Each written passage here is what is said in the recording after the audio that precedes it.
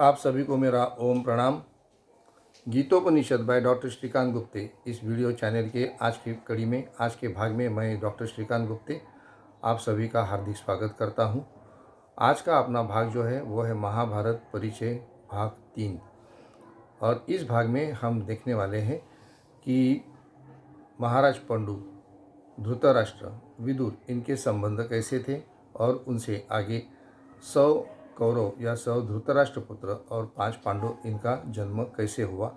यहाँ पर आज हमें इस भाग की हमको जानकारी लेनी है। पिछले भाग में हमने देखा कि शंतनु, महाराज शंतनु के जो पुत्र थे विचित्रवीर्य, उनकी जो 2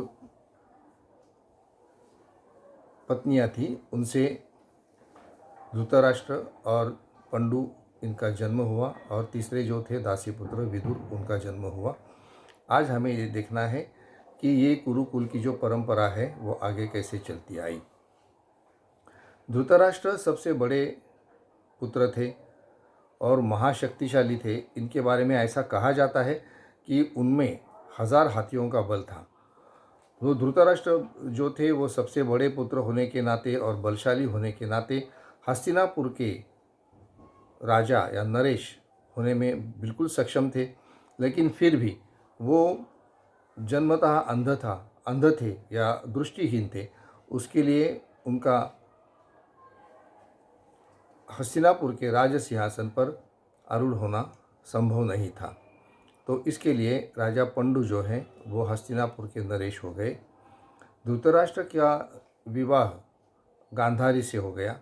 गंधार जो प्रांत था वहाँ की राजकन्या गांधारी से हुआ। और महाराज पंडु का विवाह कुंती भोज राजा की कन्या कुंती से हो गया। राजा पंडु बहुत ही शक्तिशाली महापराक्रमी राजा थे। उन्होंने दिग्विजय किया और अनेक राज्यों को अपने हस्तिनापुर के राज्य के साथ में जोड़ लिया।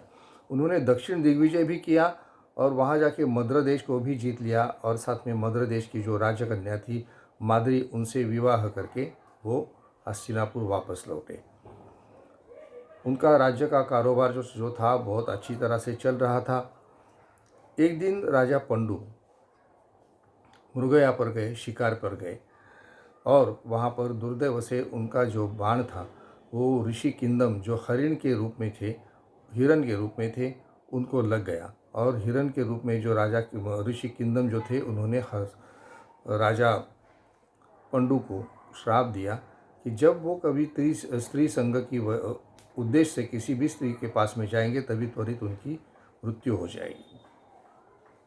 शापित होकर, दुखी होकर राजा पंडु हस्तिनापुर वापस लौटे और लौटने पर उन्होंने अपनी दोनों पत्नियां और बाकी जो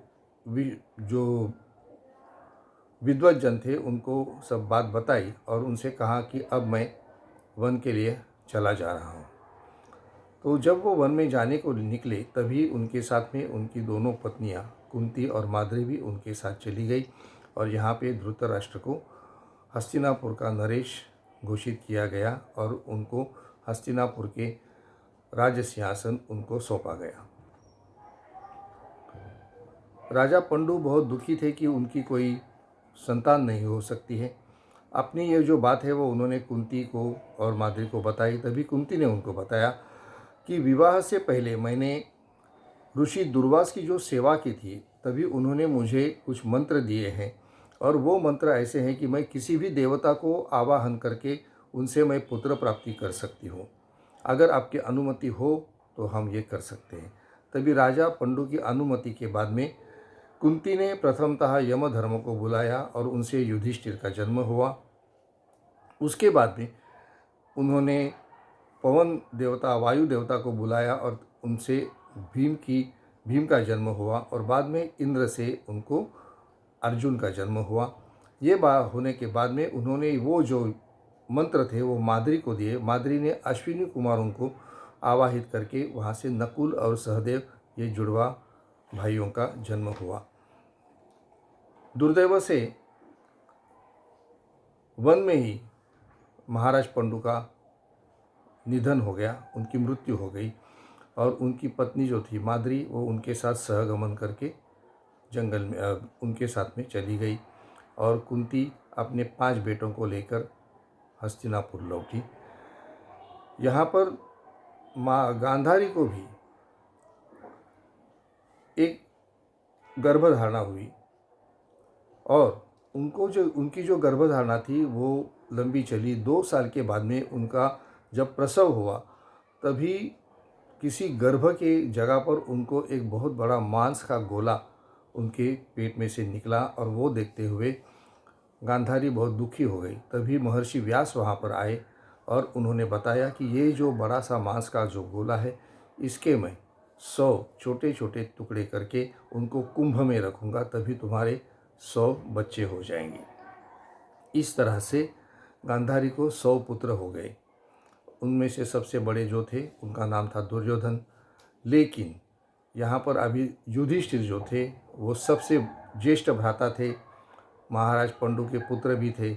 उसके लिए जब वो वापस आए, तभी उनका हस्तिनापुर नरेश के रूप में घोषित होना ये उचित था, और वैसा ही होने की संभावना भी थी। लेकिन धृतराष्ट्र अभी अपने राज सिंहासन का त्याग करने के लिए तैयार नहीं थे, और गांधारी के जो भाई शकुनी वो वहाँ पर जो रहने को आए थे, वो भी चाहते थे कि ये जो सिंहासन है, ये जो राज्य है, वो हमेशा धृतराष्ट्र के ही हाथ में रहे, धृतराष्ट्र के पुत्रों के ही हाथ में रहे। उसके लिए अब यहाँ पर पांडव और कौरवों का जो संघर्ष है, इसका पहला कदम रचा गया। ये है पांडवों की और कौरवों की जन्म की कथा। आगे के भाग में हम देखेंगे कि पांडवों के और कौरवों के बीच में कैसे संघर्ष, कैसा कलह होता गया, और वो कैसे बढ़ता गया, और आखिरकार महाभारतीय युद्ध की ज़रूरत कैसे निर्माण हुई। इसकी जो जानकारी है वो हम आगे वाले भाग में देखेंगे। आज का ये भाग आपको कैसा लगा, ये आप मुझे कमेंट में ज़रूर लिखिए। और अपना ये जो चैनल है गीतोपनिषद बाय डॉक्टर श्रीकांत गुप्ते, इस चैनल को लाइक, शेयर और सब्सक्राइब ज़रूर करिए। आप सभी को धन्यवाद। जय श्री कृष्ण।